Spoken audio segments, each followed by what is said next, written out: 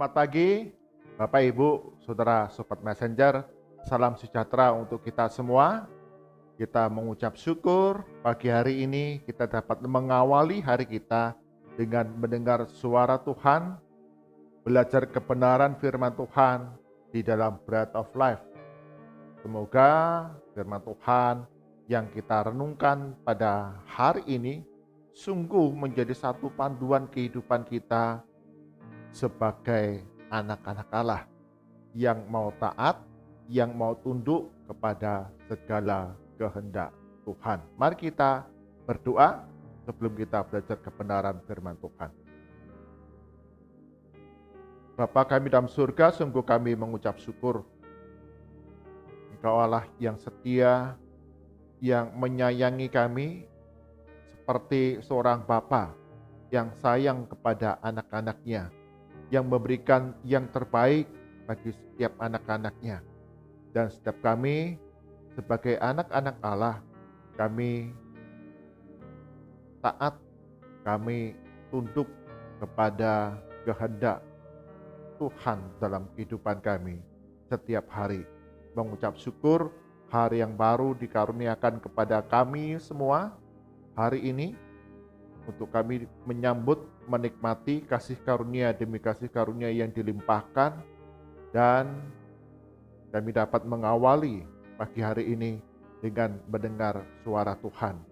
Roh Kudus, pimpin setiap kami, Sobat Messenger dalam Bread of Life, senantiasa kasih karunia dari Yesus Kristus selalu kami alami, kami rasakan, dan kami hidup sebagai anak-anak Allah yang setia. Di dalam nama Tuhan Yesus kami berdoa. Amin. Bagian firman Tuhan jadi perenungan kita pada pagi hari ini, Bapak, Ibu, Saudara, Sobat Messenger, diambil dari kitab 1 Samuel pasal ke-15 ayat yang ke-10 hingga ayat ke-23. 1 Samuel pasal 15 ayat ke-10 hingga ayat ke-23, demikian firman Tuhan. Lalu datanglah firman Tuhan kepada Samuel demikian. Aku menyesal karena aku telah menjadikan Saul raja, sebab ia telah berbalik daripada aku dan tidak melaksanakan firman-Ku. Maka sakit hatilah Samuel dan ia berseru-seru kepada Tuhan semalam-malaman. Lalu Samuel bangun pagi-pagi untuk bertemu dengan Saul, tetapi diberitahukan kepada Samuel demikian. Saul telah ke Karmel tadi, dan telah didirikannya baginya suatu tanda peringatan. Kemudian ia balik dan mengambil jurusan ke Gilgal. Ketika Samuel sampai kepada Saul, berkatalah Saul kepadanya, diberkatilah kiranya engkau oleh Tuhan, aku telah melaksanakan firman Tuhan. Tetapi kata Samuel, kalau begitu apakah bunyi kambing domba yang sampai ke telingaku dan bunyi lembu-lembu yang kudengar itu? Jawab Saul, semuanya itu dibawa daripada orang Amalek, sebab rakyat menyelamatkan kambing domba dan lembu-lembu yang terbaik dengan maksud untuk mempersembahkan korban kepada Tuhan Allahmu. Tetapi selebihnya telah kami tumpas. Lalu berkatalah Samuel kepada Saul, sudahlah, aku akan memberitahukan kepadamu apa yang difirmankan Tuhan kepadaku tadi malam. Kata Saul kepadanya, katakanlah. Sesudah itu berkatalah Samuel, bukankah engkau, walaupun engkau kecil pada pemandanganmu sendiri, telah menjadi kepala atas suku-suku Israel? Dan bukankah Tuhan telah mengurapi engkau menjadi raja atas Israel? Tuhan telah menyuruh engkau pergi dengan pesan, pergilah, tumpaslah orang-orang berdosa itu, yakni orang Amalek, berperanglah melawan mereka sampai engkau membinasakan mereka. Mengapa engkau tidak mendengarkan suara Tuhan? Mengapa engkau mengambil jarahan dan melakukan apa yang jahat di mata Tuhan? Lalu kata Saul kepada Samuel, aku memang mendengarkan suara Tuhan dan mengikuti jalan yang telah disuruh Tuhan kepadaku, dan aku membawa Agag raja orang Amalek, tetapi orang Amalek itu sendiri telah kutumpas. Tetapi rakyat mengambil dari jarahan itu kambing domba dan lembu-lembu yang terbaik dari yang dikhususkan untuk ditumpas itu, untuk mempersembahkan korban kepada Tuhan Allahmu di Gilgal. Tapi jawab Samuel, apakah Tuhan itu berkenan kepada korban bakaran dan korban sembelihan, sama seperti kepada mendengarkan suara Tuhan? Sesungguhnya mendengarkan lebih baik daripada korban sembelihan, memperhatikan lebih baik daripada lemak domba-domba jantan, sebab pendurhakaan adalah sama seperti dosa bertenung, dan kedegilan adalah sama seperti menyembah berhala dan terafim. Karena engkau telah menolak firman Tuhan, maka ia telah menolak engkau sebagai raja. Amin. Demikian firman Tuhan. Yang berbahagia adalah setiap kita yang membaca, merenungkan firman Tuhan siang dan malam, serta melakukannya dalam kehidupan kita setiap hari. Tema perenungan kita pada pagi hari ini adalah perilaku anak Allah. Perilaku anak Allah. Henry Puyi dilahirkan pada tanggal 7 Februari 1906. Jadi 1906. Dan belum genap berusia 3 tahun, Puyi ini kemudian diangkat sebagai kaisar kerajaan China yang saat itu masih memerintah. Bahkan Henry Puyi yang belum genap 3 tahun ini digendong ayahnya untuk sampai ke tahta naga sebagai seorang kaisar dari kerajaan Cina yang sangat besar pada saat itu. Sebagai seorang kaisar kecil Puyi ini usia 3 tahun, maka dia dididik, dibesarkan sebagai seorang kaisar oleh para pelayan di dalam kerajaan itu. Sehingga tidak ada pelayan yang berani untuk menegur kesalahan dari kaisar kecil ini. Tidak ada orang yang berani mengajarkan disiplin kepada kaisar kecil ini. Sang kaisar kecil ini bertumbuh dengan melakukan apa yang dia kehendaki, apa yang dia sukai, apa yang memuaskan hatinya. Dia tidak menyadari posisinya sebagai seorang kaisar di dalam kerajaan China yang sangat besar pada saat itu. Maka sejak tahun 1908 hingga 1924, karena di dalam kerajaan China saat itu tidak ada kaisar yang kuat, tidak ada kaisar yang bijaksana, tidak ada kaisar yang memiliki kebenaran dan kebaikan dalam perilakunya. Maka politik pada saat itu sungguh sangat kacau balau. Ada kelompok-kelompok yang ingin mengambil kekuasaan, mengkudeta. Dan sebagian orang-orang yang merasa diuntungkan sebagai pengikut kaisar ingin mempertahankan kerajaan untuk mengambil keuntungan. Karena kaisarnya adalah seorang anak kecil yang tidak punya kemampuan apa-apa. Maka pada tahun 1924, ketika berusia 18-19 tahun, kerajaan China ini kemudian hancur. Kaisar Puyi kemudian melarikan diri ke sebuah daerah internasional, di mana di sana tentara Jepang yang berkuasa. Dalam beberapa sejarah kita melihat dan mendengar Kaisar Puyi ini tetap dianggap sebagai kaisar oleh negara Jepang, kaisar boneka, untuk kemudian menguasai kerajaan China. Puyi, sang kaisar ini, tidak punya kuasa apa-apa, tidak punya peran apa-apa di dalam kerajaan China. Bahkan ketika Republik Rakyat China itu resmi berdiri pada tahun 1949, Kaisar Puyi ini hanyalah seorang warga negara biasa. Dia bekerja sebagai asisten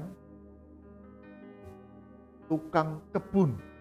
Bayangkan, seorang kaisar tetapi dia menjadi seorang warga negara biasa.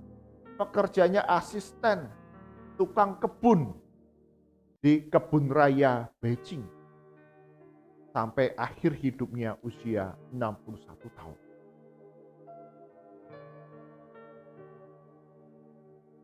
Kaisar Puyi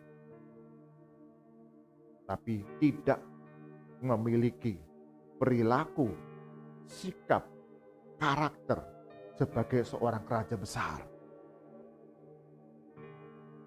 Bagian firman Tuhan yang kita baca, di sana kita melihat bagaimana Raja Saul yang dipilih oleh Tuhan Allah untuk menjadi pemimpin atas bangsa Israel, bagaimana Tuhan meninggikan Saul untuk menjadi pimpinan dari umat pilihan Allah, kaum pilihan Allah, tetapi tidak memiliki ketaatan kepada firman Tuhan. Tidak tunduk kepada Tuhan Allah yang adalah Tuhan Allah bangsa Israel. Kalau kita baca, tadi dikatakan untuk memberikan persembahan kepada Tuhan Allahmu, Samuel. Ini menunjukkan bahwa Raja Saul yang dipilih oleh Tuhan Allah untuk menjadi pemimpin, menjadi raja atas bangsa Israel, tidak memiliki hati yang taat, hati yang tunduk kepada Tuhan Allah bangsa Israel. Ketika Tuhan Allah berfirman, tumpaslah bangsa Amalek. Artinya apa? Binasakan mereka semua sampai habis. Termasuk hewan ternak yang ada di sana. Tetapi apa yang dilakukan oleh Saul? Ketika Samuel bertanya kepada Saul, Saul menjawab, aku sudah menumpas bangsa Amalek. Jadi apa yang harus kutumpas, aku binasakan. Bahkan aku sekarang membawa Raja Agag, raja orang Amalek, kepadamu Samuel. Aku bawa ke hadapanmu. Tapi Samuel bertanya, Pak, aku mendengar ada kambing domba, aku mendengar ada lembu-lembu yang kamu jarah, yang kamu ambil dari orang Amalek. Saul punya alasan lagi. Itu dijarah oleh rakyat untuk digunakan sebagai korban bakaran, korban sembelihan. Jadi kita bisa membayangkan Saul ketika mendapatkan perintah dari Tuhan Allah untuk membasmi, membinasakan, memusnahkan orang Amalek. Tetapi ada sebagian yang dibiarkan hidup. Bahkan kemudian hewan ternak dan tentu saja ada harta benda yang kemudian dirampas sebagai hasil rampasan perang. Untuk dimiliki, untuk dinikmati. Jadi Saul lebih seperti kepala perompak, kepala perampok daripada seorang raja atas bangsa Israel. Karena dia tidak taat dan tunduk kepada Tuhan Allah. Tidak memiliki perilaku selayaknya seorang raja yang memimpin bangsa Israel untuk taat dan mendengar, tunduk kepada Tuhan Allah. Kita bisa bandingkan tentang Musa. Bagaimana Musa ketika dipilih Allah untuk memimpin bangsa Israel keluar dari Mesir selama 40 tahun di padang gurun.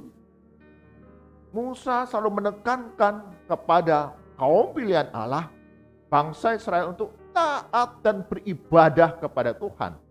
Demikian juga Yosua. Tunduklah kepada perintah dan ketetapan Tuhan Allah.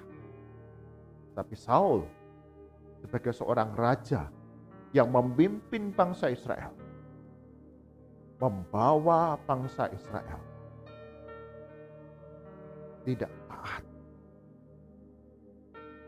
Di dalam ayat yang ke-22 tadi dikatakan demikian, tetapi jawab Samuel, apakah Tuhan berkenan kepada korban bakaran dan korban sembelihan sama seperti kepada mendengarkan suara Tuhan? Sesungguhnya, perhatikan, mendengarkan lebih baik daripada korban sembelihan, memperhatikan lebih baik daripada lemak domba-domba jantan.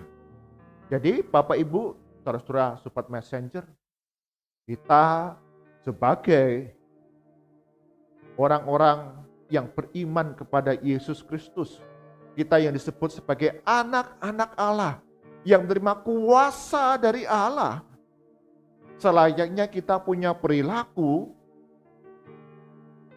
sama seperti selayaknya Allah yang kudus, Allah yang penuh kasih, Allah yang penuh kemurahan hati, Allah yang memiliki kerinduan untuk mendatangkan kebaikan-kebaikan damai sejahtera kepada banyak orang. Jadi perilaku anak-anak Allah yang baik, yang jujur, yang adil, yang penuh dengan kasih itu selayaknya kita pancarkan dalam kehidupan kita hari demi hari.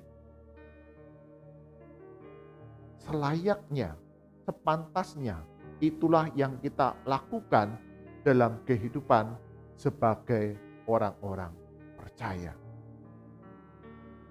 Belajar dari Kaisar Puyi, tapi tidak punya perilaku sebagai seorang kaisar besar. Belajar dari Saul, yang seharusnya memimpin bangsa Israel untuk taat kepada Tuhan Allah, tunduk kepada Tuhan Allah, tetapi dia mengabaikannya.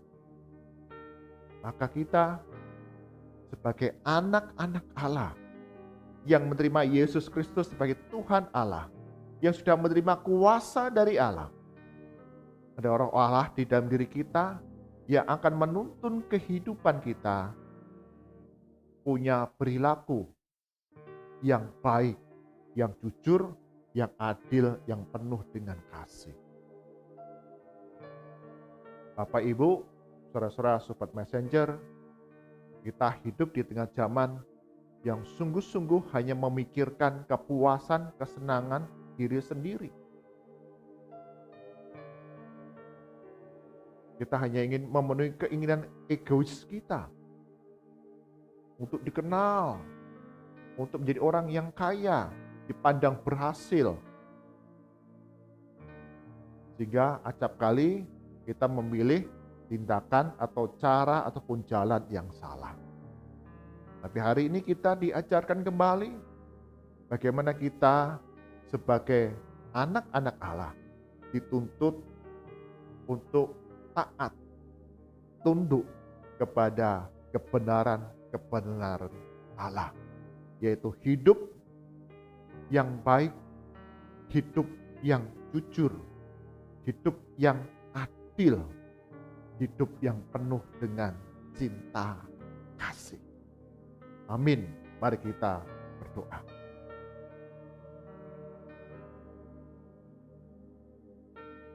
Tuhan Yesus, ampuni kami jikalau didapati kami anak-anak Allah, tetapi memiliki perilaku yang tidak taat, yang tidak tunduk kepada kebenaran Allah.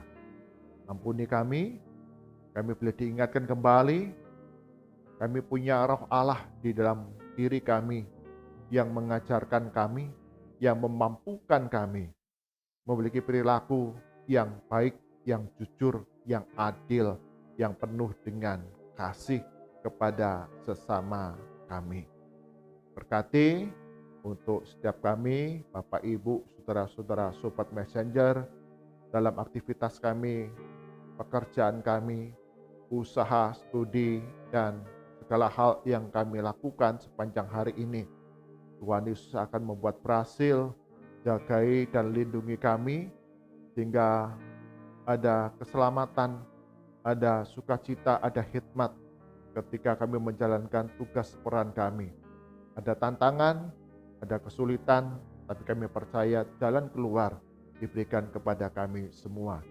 Berdoa bagi saudara-saudara kami yang sedang sakit, yang lemah tubuh, Tuhan Yesus, Engkau jamah dengan kuasa Roh Kudus-Mu, mulai perawatan, pengobatan, perhatian dan kasih dari setiap pribadi yang Tuhan utus. Ada kesembuhan, ada pemulihan, kebaikan, kesehatan yang dikaruniakan kepada kami semua. Bagi kami yang bergumul dengan beban berat di tengah kehidupan yang penuh ketidakpastian sekarang ini, Kau berikan hikmat kepada kami. Apa yang harus kami kerjakan, kami lakukan. Sungguh kami percaya ketika kami melakukan bagian kami, Tuhan yang memberikan kecukupan, kebutuhan, baik pribadi ataupun di tengah keluarga kami masing-masing. Kami berdoa ya Tuhan, untuk anak-anak kami, cucu-cucu kami yang memulai pembelajaran secara tatap muka, Tuhan memberikan pertolongan, mereka tetap memiliki semangat, memiliki kesungguhan di dalam belajar, dan lindungi ya Tuhan, jagai, tutup bungkus kami dan kuasa Roh Kudus-Mu, sehingga kami, anak-anak kami, cucu-cucu kami dihindarkan dari penyebaran virus COVID-19. Dalam semua pembelajaran yang dilakukan, tetap menjalankan protokol kesehatan dengan penuh disiplin, baik orang tua ataupun orang-orang yang mengantar, guru, peserta didik yang lain, semua mau melakukan protokol kesehatan dengan penuh disiplin. Kami berdoa ya Tuhan untuk sekolah-sekolah Kristen yang terus memberikan layanan pendidikan, bukan saja secara intelektual, tetapi bagaimana setiap proses pembelajaran ini, setiap anak mengenal Yesus Kristus sebagai Tuhan dan Juru Selamat dalam kehidupan setiap anak-anak, dan mereka boleh bertumbuh memiliki karakter yang serupa dengan Yesus Kristus. Berkati para guru yang mengajar, Tuhan berikan pertolongan, setiap tugas tanggung jawab yang diemban sungguh dijalani dengan sukacita, dan setiap pribadi yang bertanggung jawab di dalam lembaga-lembaga pendidikan Kristen ini, Tuhan juga berikan hikmat, ada pertolongan bagaimana mencukupkan segala kebutuhan operasional sekolah-sekolah yang ada, dan bagaimana dapat mengembangkan satu kurikulum pendidikan yang sungguh dapat mengabarkan kebenaran firman Tuhan kepada setiap anak, setiap keluarga-keluarga yang mempercayakan anak mereka sekolah Kristen ini. Kami berdoa untuk bangsa dan negara kami. Engkau berkati ya Tuhan setiap orang-orang yang terlibat dalam menjalankan berbagai proyek pembangunan yang dilaksanakan di negara kami Indonesia ini. Sungguh Kau yang akan lindungi, jagai para tenaga kerja ini dapat bekerja dengan segenap hati, segala kebutuhan apa yang menjadi hak mereka pun akan dipenuhi dengan baik, dan pada saatnya nanti setiap proyek-proyek pembangunan pemerintah ini dapat selesai tepat pada waktunya, dan itu semua akan mendatangkan kesejahteraan bagi semua rakyat Indonesia. Berkati ya Tuhan para tenaga kerja ini, mereka harus meninggalkan keluarga mereka. Sungguh Tuhan juga akan mencukupi kebutuhan para keluarga tenaga kerja ini. Senantiasa mereka hidup dalam segala kecukupan, segala tantangan, segala kesulitan. Tuhan Yesus akan memberikan pertolongan. Mari angkatan kita, arahkan hati kita kepada Tuhan dan kita terima berkat daripadanya.